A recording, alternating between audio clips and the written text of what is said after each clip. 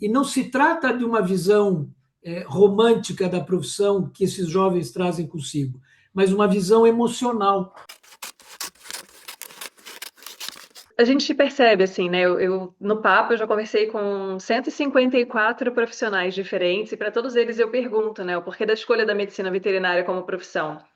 E assim, a esmagadora maioria fala que é algo que vem desde criança, né? Então, a medicina veterinária tem esse caráter de ser uma profissão de sonho, né? Acho que a maioria das crianças, se não todas as crianças, tem esse desejo de cuidar dos animais, de salvar os animais. Algumas permanecem, né? E a gente sabe que com a oferta de vagas nos cursos de medicina veterinária no Brasil, praticamente não existe uma pessoa que queira fazer veterinária que não tenha realmente como, mas há um custo muito alto. E aí existe toda uma questão entre o que a gente imagina antes de estar dentro desse mundo que é ser médico veterinário e a realidade que a gente encontra, né, depois de passar por uma graduação e de enfrentar os desafios do mercado, os desafios emocionais e uma série de questões que às vezes a gente não contabilizou lá na nossa lista de prós e contras de querer ser médico veterinário. Então, o senhor percebe de forma clara essa diferença que existe entre o que um estudante que está lá na graduação imagina da profissão, imagina que vai ser o futuro dele,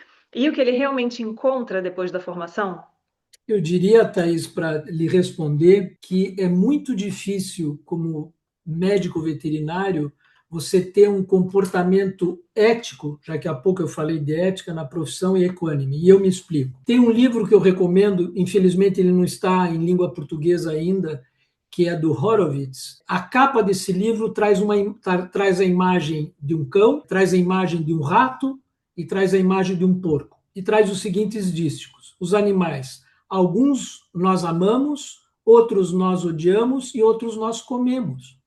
Então, o médico veterinário, quando chega na universidade com esse ideal emocional, e a maioria efetivamente pode chegar assim, não era no meu tempo havia uma visão, como eu comentei anteriormente, muito voltada à produção animal e com um olhar natural para isso. Nós não desconhecemos os movimentos de hoje. Temos na Universidade Federal do Paraná a professora Carla Molento, que trabalha muito com a carne artificial já, enfim. Então, existe, por vezes, esse drama de consciência com o jovem que chega à universidade, que, por um lado, ele acaba entendendo que o médico veterinário, por vezes, é aquele médico que come, literalmente, o seu paciente, né?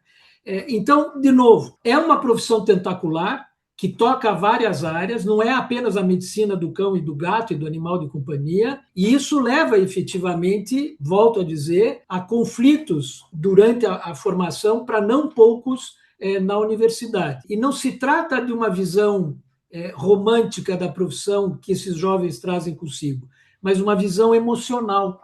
Uhum. Mas a gente também tem que lembrar que a gente só aprende pela emoção.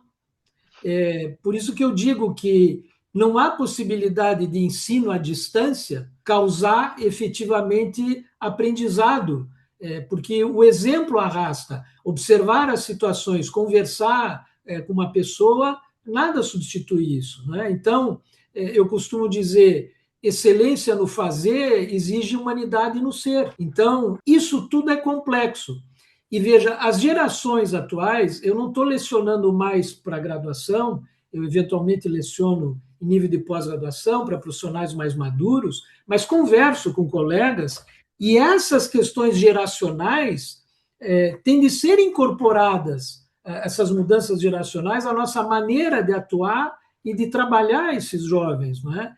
Mas eu diria, Thaís, que os desafios são crescentes nesse aspecto no que toca à nossa profissão.